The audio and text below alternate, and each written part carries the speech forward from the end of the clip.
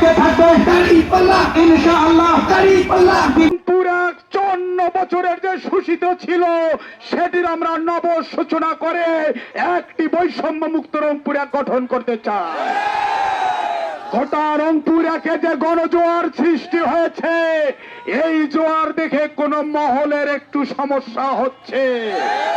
নানা ছোট ছোট কাহিনীকে গল্প আকারে উপন্যাস আকারে তৈরি করে তারা প্রতিবাদ করে। আমরাও কিন্তু পাল্টা প্রতিবাদ করতে পারি, কিন্তু আমরা করব না। কেন করব না?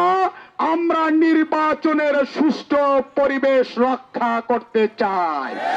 এজন্য আমি আমার প্রিয় ভাই সকল দলকে বলতে চাই, এই রংপুরা গঙ্গাচড়ার মাটি, সৌহার্দ্য সম্প্রীতি ভালোবাসার মাটি। সুতরাং আমরা অতীতের মতো আমাদের ভালোবাসা মোহাব্বত দিয়ে আমরা রংপুর একটাকে সবাই মিলে গঠন করতে চাই। সুতরাং কোন ষড়যন্ত্র, অসত্য, বানোয়াট কথা বলে যে ভাষাগুলো ব্যবহার করা হয় আমরা সেগুলো ঘৃণা ভরে প্রত্যাখ্যান করছি।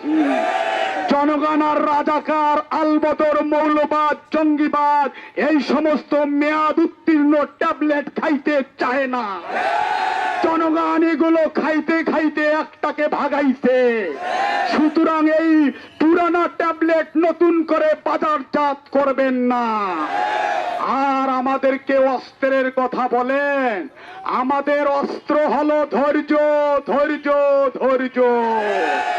আমাদের অস্ত্র হলো মোহাব্বত, মোহাব্বত, মোহাব্বত।